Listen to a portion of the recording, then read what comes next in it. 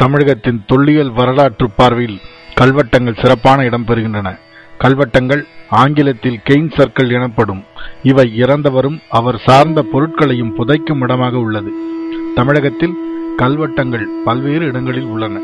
குறிப்பாக சானூர், குன்றத்தூர், நார்த்தாமலை, சித்தன்னவாயில், செங்கல்பட்டு, மல்லச்சந்திரம், மகாராஜா கடை, மல்லப்பாடி என தமிழகம் முழுவதும் பரவி இருக்கின்றன. ஆனால் தமிழகத்தின் வடக்கும் மேற்கும் நடுவும் தான், அதாவது மதுரை வரைதான் அதிகமாக காணப்படுகின்றன.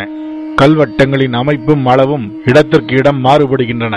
இவை 5 மீட்டரிலிருந்து 48 மீட்டர் வரை உள்ளளவு கொண்டவையாக இருக்கின்றன. இக்கற்களின் முதல் சுற்றில் மிக பெரிய கற்களாகவும் உள் சுற்றில் சிறிய கற்களாகவும் உள்ளன. பொதுவாக இவை கருங்கற்களாலும் இரும்புத்தாது பாறைகளாலும் மணற்பாறைகளாலும் ஆனவை. கற்கள் எல்லாம் இயற்கை வடிவங்களை உடையவனாக இருந்தாலும் செயற்கையான தட்டை வடிவ கற்களும் அமைக்கப்பெற்றுள்ளன. வெளிவட்டம், உள்வட்டத்திற்கு உள் நடுவில்தான் புதைகுழி இருக்கிறது.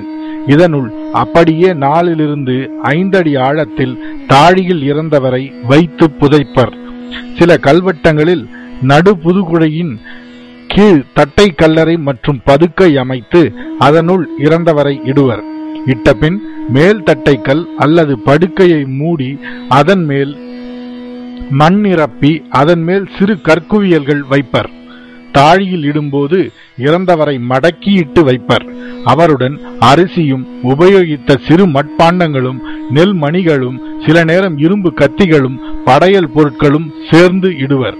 இத்தாழிகள் சுமார் 5 அடி உயரம் மற்றும் சுற்றளவு 2 to 3 அடி வரை இருக்கும். சில நேரம் புதைகுழியின் மேலும் ஒரு சிறு கல்வெட்டம் நடும் வழக்கம் இருந்துள்ளது. இக்கல்வெட்டங்களின் காலம் பெருங்கற்காலம் தொடங்கி இரும்பு காலத்தில் நீடித்து வரலாற்று காலம் வரை இருந்ததாக நம்புகின்றனர். அதாவது சுமார் 3000 ஆண்டுகளுக்கு முன்னிருந்து 1800 ஆண்டுகள் வரை என கொள்ளலாம். சங்க கால இலக்கியமான அகநானூற்றில் அம்பின் விசையிட வீழ்ந்தோர் எண்ணு வரம்பு அறியா புவலிடு பதுகை என்றும் கருந்தொடை காலினாரும் பின் படுகளத்து உயர்ந்த மயிர்த்தலை பதுகை என்று மதுரை ஈழத்து பூதன் தேவனாரும் குறுந்தொகையில் ஒந்த வம்பலர் உவலிடு பதுக்கை நெடுநல் யானைக்கு இருநிழல் அரிய காணமாகும் என்று மதுரை மருதன் இளநாகனாரும் கல் பதுக்கையுடன் கூடிய கல்வெட்டத்தை குறிப்பிடுகின்றனர். பின் அகநானூற்றில் நோய்பாடியார் பெயரும் பீடும் எழுதி அதர்தொரும் பீலி சூட்டிய பிறங்கு நிலை நடுகள் நிறை கண்டன உவலிடு பதுக்கை என்று தொரி என்னும் ஆமீட்டதற்காக உயிர் நுய்த்தோருக்காக எழுப்பப்பட்ட செய்தியை கூறுகிறார். ஆக சங்ககால பாடல்களின் காலம் கேள்விக்குரியதாக இருப்பினும் பெருங்கற்காலம் தொடங்கி இரும்பு காலம் முதல் சங்க காலம் வரை இவ்வழக்கம் இருந்தது தெரிய வருகிறது. பாடல் வரிகளிலிருந்து போரில் வீழ்ந்தவன், தொருமீட்டவன், ஊர்காத்தவன் என வீரத்திற்காக மட்டும் நடப்பட்டதாக தெரிகிறது.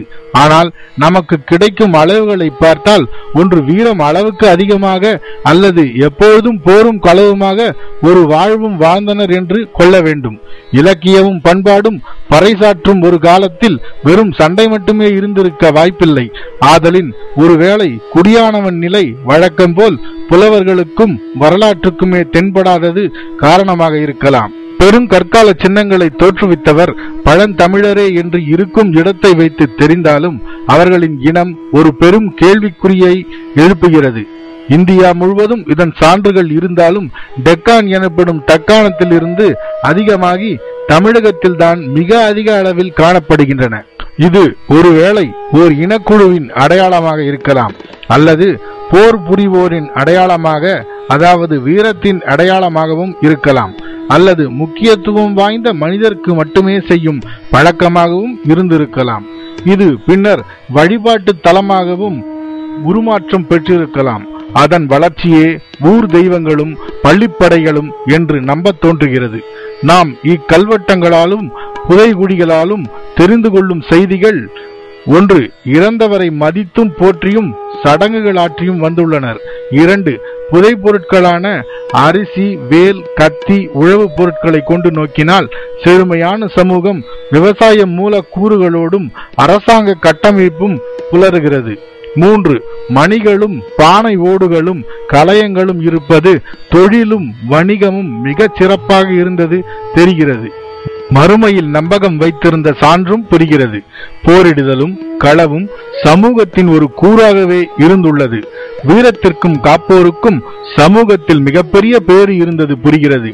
இவை அனைத்தையும் ஒருங்கிணைத்து நோக்கும் பொழுது இவை வெறும் புதைவிடங்களாக மட்டும் இல்லாமல் வாழ்ந்த ஒரு நாகரிகத்தின் எச்சங்களையும் உண்மைகளையும் சேர்த்துத்தான் தன்னுள் புதைத்து வைத்துள்ளது புலப்படுகிறது. அதை மீட்பதும் காப்பதும் அறிவதும் கடமை மட்டுமல்ல, வழிகாட்டி மறைந்த அந்த நாகரிகத்துக்கு நாம் காட்டும் நன்றியும் ஆகும்.